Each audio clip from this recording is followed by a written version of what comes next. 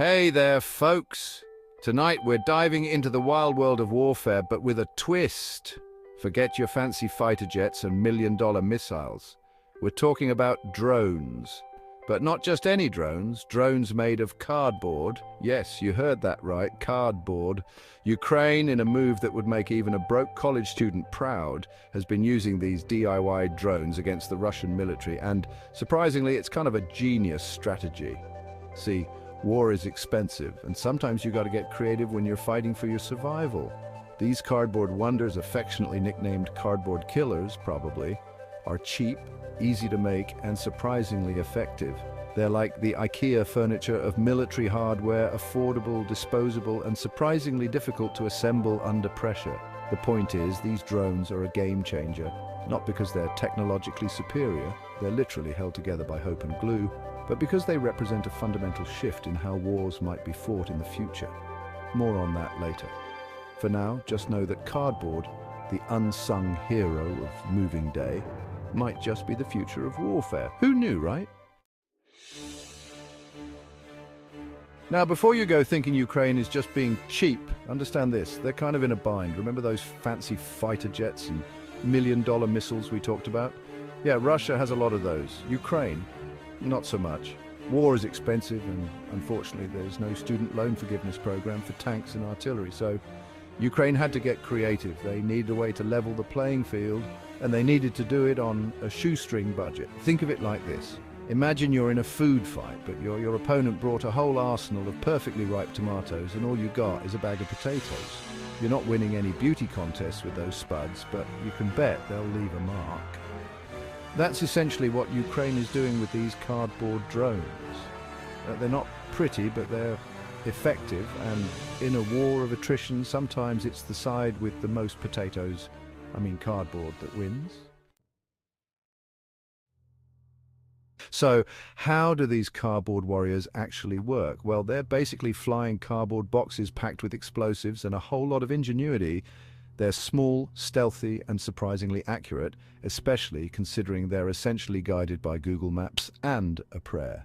Their main advantage? They're a logistical nightmare for the enemy. Think about it. You're a Russian soldier all decked out in your fancy gear, and suddenly you're getting attacked by a swarm of cardboard boxes. It's humiliating. Plus, it's hard to justify to your superiors why you just got taken out by a $500 drone when you're supposed to be fighting a real war. But it's not just about the psychological warfare. These drones are actually doing damage. They're taking out tanks, disrupting supply lines, and generally making life miserable for the Russian army. All while costing less than your average gaming PC. And the best part, if one gets shot down, no biggie. Just whip up another one. It's like playing a video game where lives are cheap, except in this game, the stakes are very, very real. Section 4. Echoes of guerrilla warfare. Lessons from history's thrifty victors. Now, this whole fight smarter, not richer strategy isn't exactly new. Throughout history, smaller, less equipped forces have been using their wits and whatever they could get their hands on to defeat larger, better equipped enemies. Take the Viet Cong, for example.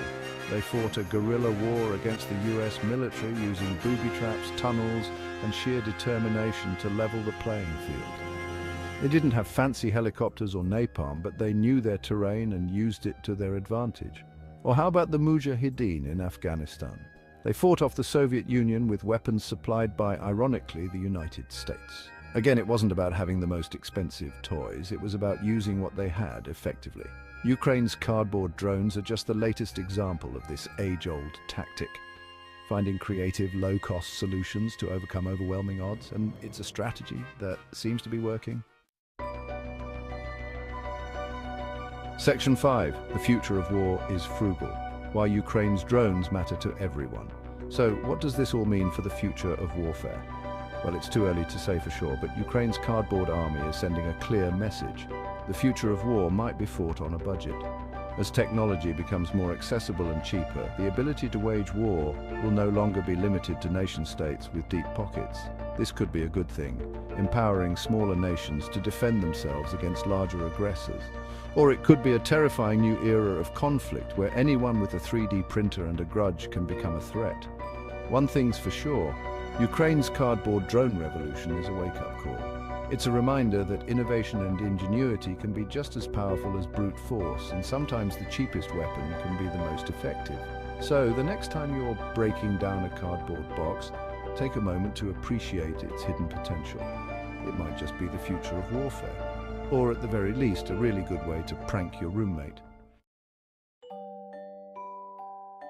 Section 6, and finally, look, I'm not saying you should start stockpiling cardboard boxes in your basement in preparation for the apocalypse, but maybe think twice before you throw one away. It could be the difference between life, death, and, a really annoying trip to the recycling center. That's our show, everybody. Stay safe, stay informed, and for the love of all that is holy, don't give any ideas to the pigeons. Those feathered fiends are already plotting world domination, and the last thing we need is for them to discover the power of cardboard.